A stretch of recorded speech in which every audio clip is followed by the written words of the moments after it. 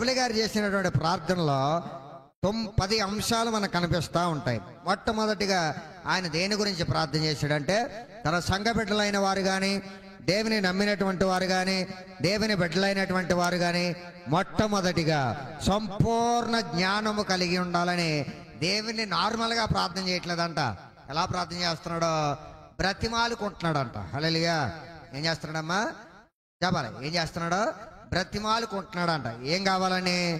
సంపూర్ణమైన జ్ఞానము దేవుని బిడ్డలైన వారికి, తను నమ్మినటువంటి వారందరికీ, సంఘములో ఉన్న ప్రతి ఒక్కరికి కూడా ఏమి కలిగి ఉండాలని మొట్టమొదటి ప్రార్థన చేస్తున్నాడు? సంపూర్ణ జ్ఞానము కలిగి ఉండాలని ప్రార్థన చేస్తున్నాడు. రెండవదిగా ఆత్మ సంబంధమైన వివేకము కావాలని ప్రార్థన చేస్తున్నాడు. రెండవదిగా ఏంటమ్మా? ఆత్మ సంబంధమైన వివేకము అనగా ఆత్మ సంబంధమైనటువంటి జ్ఞానము ప్రతి విశ్వాసి కలిగి ఉండాలి. లోక సంబంధమైన జ్ఞానము కన్నా ప్రాముఖ్యమైనది ఆత్మ సంబంధమైన వివేకము, జ్ఞానము. ఆ రెండవ దాని గురించి ప్రార్థన చేస్తున్నాడు. మూడవదిగా దేవుని యొక్క చిత్తమును పూర్తిగా తెలుసుకోవాలని ప్రార్థన చేస్తున్నాడు. ఎందుకంటే ఈరోజు దేవుని చిత్తం ఏంటో అర్థం కావట్లే ఎవరికి కూడా. దేవుని చిత్తం అంటే ఏంటో అర్థం కావట్లే. పైగా ఒక రాయి వేద్దామండి, విసురుదామండి, కొడదామండి, పడితే పడితే తగిలితే తగిలిద్దాం అన్నట్లుగా ఆలోచన చేస్తున్నారు తప్ప దేవుని చిత్తాన్ని పూర్ణముగా తెలుసుకోవాలనే ఆసక్తి ఏ విశ్వాసికి, ఏ మానవుడికి లేదు. నాలుగవదిగా ప్రతి సత్కార్యములో సఫలులగాలని అనగా వారు చేసేటువంటి ప్రతి మంచి పనిలో కూడా సఫలులుగా వారు ఉండాలని ప్రార్థన చేస్తున్నాడు. ఐదవదిగా దేవుని విషయమైన జ్ఞానమందు అభివృద్ధి పొందాలి. లోక విషయమైన జ్ఞానమందు కాదు. ఏ విషయమందు జ్ఞానమమ్మా? దేవుని విషయమైన జ్ఞానమందు అభివృద్ధి పొందాలని ప్రార్థన చేస్తున్నాడు. ఆరవదిగా అన్ని విషయాలలో కూడా ప్రభువును మాత్రమే సంతోష పెట్టాలని ప్రార్థన చేస్తున్నాడు. ఏడవదిగా దేవునికి నచ్చినట్లుగా, మెచ్చినట్లుగా నడుచుకోవాలని ప్రార్థన చేస్తున్నాడు. ఎనిమిదవదిగా ఆనందముతో కూడిన ఓర్పు, దీర్ఘశాంతము కనపరచాలని ప్రార్థన చేస్తున్నాడు. తొమ్మిదవదిగా ఆయన మహిమ శక్తిని బట్టి సంపూర్ణమైన బలముతో బలపరచబడాలని ప్రార్థన చేస్తున్నాడు. పదవదిగా తేజోవాసులైన పరిశుద్ధుల స్వాస్థ్యములో పాలివారమగుటకు మనల్ని పాత్రులుగా చేసిన దేవునికి ఎల్లప్పుడూ కూడా కృతజ్ఞతాస్తుతులు చెల్లించానని నార్మల్ ప్రార్థన కాదంటది. ఉపవాసము, బ్రతిమాల. పౌలు గారి బ్రతిమాలటం అంటే మామూలు విషయం కాదు. ఏం చేస్తున్నాడు చూడండి, మా పిల్లలంటే అక్కడ అల్లరి చేస్తున్నాడు, బయట తీసుకోండి. ఏం చేస్తున్నాడమ్మా? ఇక్కడ బ్రతిమాలుకుంటున్నాడంట. ఎలాగా? ఏమని? సంఘం అనేటువంటిది కానీ, దేవుని బిడ్డలైన వారు కానీ, దేవుని విశ్వాసులైన వారు కానీ సంపూర్ణ జ్ఞానము కలిగి ఉండాలని, ఆత్మ సంబంధమైన వివేకము కలిగి ఉండాలని, ఆయన చిత్తమును పూర్తిగా తెలుసుకోవాలని, ప్రతి సత్కార్యములో పాలు పంచుకోవాలని, దేవుని యొక్క విషయమైన జ్ఞానమందు నానాటికి కూడా అభివృద్ధి చెందాలని, ఆయనకు తగినట్లుగా నడుచుకోవాలని, ఆనందముతో కూడిన ఓర్పు, దీర్ఘశాంతము ప్రతి ఒక్కరూ కలిగి ఉండాలని, ఆయన మహిమా శక్తిని బట్టి సంపూర్ణ బలముతో బలపరచబడాలని, తేజోవాసులైన పరిశుద్ధుల స్వాస్థ్యములో దేవుడు మనల్ని పాలివారిగా ఉంచాడు గనుక దాని విషయమై ఎల్లప్పుడూ కూడా విశ్వాసులందరూ కూడా దేవునికి కృతజ్ఞతాస్తుతులు చెల్లించాలని పౌలు గారు దేవుణ్ణి బ్రతిమాలుకుంటున్నాడంట. ఇలాగ విశ్వాసులు ప్రార్థన చేయాలని కోరుకుంటున్నాడంట. హల్లెలూయా. ఈ రోజున సంఘములో ఈ 10 లక్షణాలు కూడా ప్రతి విశ్వాసిలో కలిగి ఉండాలి. ఇలాంటి ప్రార్థన నువ్వు కూడా చేయాలి ప్రియం. రాసుకోవాలి, 10 అంశాలు కూడా రాసుకుని, దేవా నాకు సంపూర్ణమైన జ్ఞానం అనుగ్రహించు తండ్రి. ఏ జ్ఞానం అది? లోక సంబంధమైనది కాదు, ఆత్మ సంబంధమైన జ్ఞానం దయచేయి ప్రభువా. ఆత్మ సంబంధం వివేకం దయచేయి తండ్రి.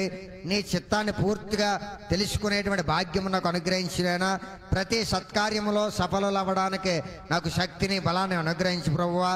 నీ విషయమైనటువంటి జ్ఞానమందు నేను అభివృద్ధి పొందినట్లుగా నన్ను తయారు చేయి తండ్రి. ఎందుకంటే దేవుని విషయమైన జ్ఞానం ఈ భూమి మీద ఏ విశ్వాసి కూడా కలిగి ఉండాలి అనే ఆలోచన లేదు. దేవుని విషయమందు జ్ఞానము ఏ విశ్వాసికి లేకపోయినా ఆ విశ్వాసి అవిశ్వాసిగా మారిపోయే ప్రమాదం చాలా దగ్గరగా ఉంది ప్రియ, చాలా ఎక్కువగా ఉంది. కాబట్టి దేవుని విషయమైన జ్ఞానము ఖచ్చితంగా నీకు తెలియాలి. ఎందుకంటే ఆయన జ్ఞానము నీకు తెలియకపోతే, ఆయన జ్ఞానమును పసిగట్టలేకపోతే నీ విశ్వాసి జీవితాన్ని అవిశ్వాసి జీవితంగా మార్చే ప్రమాదం ఉంది ప్రియమైన బిడ్డలారా. కాబట్టి సాతానుగాడు మోసం చేసే అవకాశాలు చాలా ఎక్కువగా ఉన్నవి కనుక దేవుని విషయమందు జ్ఞానము నీకు ఎక్కువగా కలిగి ఉంటే వీడి చేతిలో మోసపోవు. దేవుని విషయమందు జ్ఞానము గనక నీకు లేకపోతే, ఆయన విషయమందు జ్ఞానం నీకు లేకపోతే, సాతానుగాడు ప్రలోభ పెట్టే ప్రతి మాటకే కూడా లోబడి ఈ లోకములో అవిశ్వాసిగా మారి చివరికి నరకములో పాలు పంచుకునే అవకాశం ఉంది. కాబట్టి దేవుని విషయమైన జ్ఞానమందు రోజు రోజుకి అభివృద్ధి చెందాలి. హల్లెలూయా. ఏ విషయమైన జ్ఞానం అందే చెప్పాలి. పాస్టర్ గారు అంటే రోజు రోజుకి నాకు జ్ఞానదంతం వస్తుందండి, ఈ మధ్యనే జ్ఞానం పెరుగుతుందేమో అనుమానంగా ఉందంటున్నారు చాలామంది. జ్ఞానదంతం వస్తే జ్ఞానం పెరగదు. దేవుణ్ణి తెలుసుకొని దేవుణ్ణి తెలుసుకొని అంటే జ్ఞానమందు రోజు రోజుకి కూడా ఎదిగితే ఈ జ్ఞానం వస్తుంది. ఈ జ్ఞానదంతం వస్తే నొప్పి వస్తుంది, నొప్పి రావడం తప్ప ఏముండదు ప్రియం పెట్టలారా. కాబట్టి ఆ జ్ఞానదంతం వచ్చినప్పుడు జ్ఞానం రావడమో, లేకపోతే ముసలోడి వైపు జ్ఞానం రావడమో, లేకపోతే పెళ్ళయ్యకి జ్ఞానం రావడమో ఏ వ్యక్తికి కూడా రాదు. ఎందుకంటే ఇది లోక సంబంధమైంది. కాబట్టి దేవుని యందు జ్ఞానం అభివృద్ధి చెందాలంటే దేవుడు అంటాడు ప్రియం పెట్టలరా, 70 సంవత్సరాల వయసు కలిగిన అనుభవం కలిగిన ఒక మానవుని కంటే అప్పుడే పుట్టినటువంటి పిల్లవాడు ఒకవేళ 10 సంవత్సరాలు కలిగిన వాడు వాక్య జ్ఞానము కలిగి ఉంటే, ఈ 70 సంవత్సరాల అనుభవము కలిగిన వృద్ధిని కంటే ఈ 10 సంవత్సరాల పసిపిల్లవాడికే ఎక్కువ జ్ఞానము కలిగిన వాడు అంటాడు. అనగా ఈ బైబిల్ యందు అనుభవ జ్ఞానము తెలుసుకున్నట్లయితే, దేవుని యందు జ్ఞానము నువ్వు తెలుసుకున్నట్లయితే నీకు పిల్లవకపోయినా జ్ఞానవంతుడివే, పిల్లైనా జ్ఞానవంతుడివే, చిన్నపిల్లడైనా జ్ఞానవంతుడివే, చిన్నపిల్లడు కాకపోయినా జ్ఞానవంతుడివే. యేసుక్రీస్తు వారు ప్రియమంటారా 12వ సంవత్సరం వయసులో ధర్మశాస్త్ర గ్రంథాన్ని తీసుకొని అక్కడ ఉన్నటువంటి శాస్త్రజ్ఞులైన వారికి, పండితులైన వారికి, అనుభవ జ్ఞానులైన వారికి ప్రశ్నలు అడుగుతూ ఉంటే జవాబు చెప్పలేనటువంటి పరిస్థితి. అంటే యేసుక్రీస్తు వారు ఏ జ్ఞానం ముందు అభివృద్ధి పొందారు? నానా పిహెచ్డీలు చదివిన వారు, ఎండిహెచ్లు చదివిన వారు, బీటీహెచ్ చదివిన వారు సహితము కూడా యేసుక్రీస్తు వారు అడిగినటువంటి ప్రశ్నలకి సమాధానం చెప్పలేకపోతున్నారు. కారణం ఏంటంట? ఈయన రోజు రోజుకి కూడా ఆత్మీయ జ్ఞానమందు అనగా దేవుని యొక్క జ్ఞానము తెలుసుకున్నట విషయములో అభివృద్ధి పొందడు. ఆయనకున్న వయసు 12 సంవత్సరాలైనా దేవుని విషయమందు జ్ఞానము లోకములో ఎవడో చదవలేనంత చదువు కలిగిన జ్ఞానమును యేసుక్రీస్తు వారు కలిగి ఉన్నాడు కనుక అక్కడ ఉన్నవారంతా కూడా తెల్లముఖం వేసుకుని చూడాల్సిన పరిస్థితి ఏర్పడింది. కారణం ఏంటి? దేవుని విషయమైన జ్ఞానమందు అభివృద్ధి పొందాడు. ఎప్పటి నుండి? చిన్ననాటి నుండి. నాకు పిల్లకి జ్ఞానం రావాలంటే రాదు, లేకపోతే 18 సంవత్సరాలు వచ్చే జ్ఞానం రావాలంటే రాదు. అది దేవుని యందు జ్ఞానము నానాటికి కూడా అభివృద్ధి చేసుకోవాలని ఆలోచన కలిగి ఉండాలి. పౌలు గారు ఇదే ప్రార్థన చేశాడు, నువ్వు కూడా ఇదే ప్రార్థన. ఇది ఆత్మానుసారమైన ప్రార్థన. అన్ని విషయముల్లో కూడా ప్రభువును సంతోష పెట్టాలి అని విశ్వాసులను కోరుకున్నాడు. 7వదిగా ఆయనకు తగినట్లుగా నడుచుకోవాలి. ఆనందముతో కూడిన ఓర్పును కలిగి ఉండాలి. దీర్ఘశాంతముతో కూడిన నడవడికను వారు కలిగి ఉండాలని తండ్రి అయినటువంటి దేవునికి పరిశుద్ధాత్మ దేవుని శక్తి చేత పౌలు గారు ప్రార్థన చేశాడు. హల్లెలూయా. ఈ ప్రార్థన అంతా కూడా ఎవరి గురించి చేశాడంటే తన సంఘములో ఉన్నటువంటి విశ్వాసులైన వారందరి గురించి, దేవుని నమ్మిన ప్రతి ఒక్కరి గురించి, ఈ 10 అంశాలను గురించి ఎక్కువగా దేవుణ్ణి బ్రతిమలాడుకుంటున్నాడు. హల్లెలూయా. వారికి ఆస్తులు రావాలనో, ఐశ్వర్యం రావాలనో, రోగాలు తగ్గాలనో, అది రావాలో ఇది రావాలనో వేడుకుంటలేదు. కానీ ఈ 10 అంశాలైతే ఖచ్చితంగా ప్రతి విశ్వాసి కలిగి ఉండాలని పరిశుద్ధాత్మ దేవుడే పౌలు గారి చేత తన సంఘాలను గురించి ప్రార్థన చేయించాడు.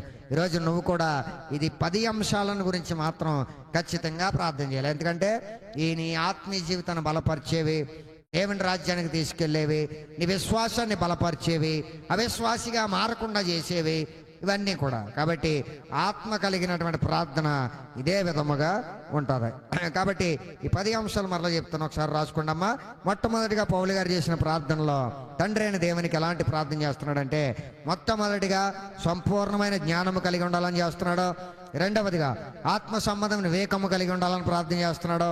3వదిగా ఆయన చిత్తమును పూర్తిగా తెలుసుకోవాలని ప్రార్థన చేస్తున్నాడు. 4వదిగా ప్రతి సత్కార్యములో సఫలులవ్వాలని ప్రార్థన చేస్తున్నాడు. 5వదిగా దేవుని విషయమైన జ్ఞానమందు అభివృద్ధి పొందాలని ప్రార్థన చేస్తున్నాడు. ఆరవదిగా అన్ని విషయాల్లో దేవుణ్ణి సంతోష పెట్టాలని ప్రార్థన చేస్తున్నాడు. ఏడవదిగా ఆయనకు తగినట్లుగా నడుచుకోవాలని ప్రార్థన చేస్తున్నాడు. ఎనిమిదవదిగా ఆనందముతో కూడిన ఓర్పును దీర్ఘశాంతముతో నడుచుకోవాలని ప్రార్థన చేస్తున్నాడు. తొమ్మిదవదిగా ఆయన మహిమ కీర్తి శక్తిని బట్టి సంపూర్ణమైన బలముతో బలపరచబడాలని ప్రార్థన. ఎలా బలపరచబడాలమ్మా? ఆయన మహిమ కీర్తి సంపూర్ణమైన శక్తిని బట్టి సంపూర్ణమైన బలముతో బలపరచబడాలని ప్రార్థన. అనగా నీలో దేవుని మహిమ, దేవుని కీర్తి, దేవుని కృపా శక్తితో సంపూర్ణమైనటువంటి బలమును ప్రతి విశ్వాసి కలిగి ఉండాలి. శరీరానుసారమైన బలము కన్నా ఆత్మానుసారమైన బలము ఎక్కువగా విశ్వాసులు కలిగి ఉండాలి. లేకపోతే అసలు దేవుని రాజ్యంలో చేరుట, ఆయన ద్వారా జవాబులు పొందుకొనుట అసాధ్యము. కాబట్టి ఆత్మ బలము చాలా ప్రాముఖ్యమైనది. తొమ్మిదవదిగా ఆయన మహిమా శక్తిని బట్టి సంపూర్ణ బలముతో బలపరచబడాలని. పదవదిగా తేజోవాసులైన అనగా దేవుని బిడ్డలైనటువంటి మనము పరిశుద్ధ స్వాస్థ్యములో పరలోక రాజ్యములో పాలివారగునట్లుగా మనల్ని స్వీకరించాడు, ఎన్నుకున్నాడు గనుక దానికి పాత్రులుగా చేసినటువంటి తండ్రికి అన్ని వేళలా ఎల్లవేళలా కృతజ్ఞతాస్తుతులు చెల్లించాలని ప్రార్థన చేస్తున్నాడు. ఇది ఈ ప్రార్థన అంతా కూడా పరిశుద్ధాత్మ దేవుని చేత ప్రార్థించాడు. ఈ ప్రార్థన ఎలా చేస్తున్నాడంటే వేడుకునే బ్రతిమాలుకుంటున్నాడంట. హల్లెలూయా. కాబట్టి విశ్వాసులమైన మనం పరిశుద్ధాత్మ దేవుడు మన కొరకు చేసేటువంటి ప్రార్థన ఇలాగే ఉండాలి. హల్లెలూయా. పరిశుద్ధాత్మ దేవుడు ఎల్లప్పుడూ కూడా మన ఆత్మను బలపరచడానికే పూనుకుంటాడు కనుక, ప్రయత్నిస్తాడు కనుక ఈరోజు నీ యొక్క ఆత్మీయ బలహీనతను బట్టి నువ్వు ఏ విధంగా ప్రార్థన చేయాలి నీకు అర్థం కావట్లే. ఎందుకంటే ఏ విషయాల్లో బలహీనురాలుగా ఉన్నావు, ఏ విషయాల్లో నీవు బలం లేకుండా ఉన్నావో నీకు అర్థం కావట్లేదు కనుక పరిశుద్ధాత్మ దేవుడే నీ తరపున ఏ విషయంలో బలహీనురాలుగా ఉన్నావో నీకు తెలియపరిచి నీ చేతనే ఆయన ప్రార్థన చేస్తున్నాడు. హల్లెలూయా. 10వదిగా ఆలోచన చేస్తున్నాడు.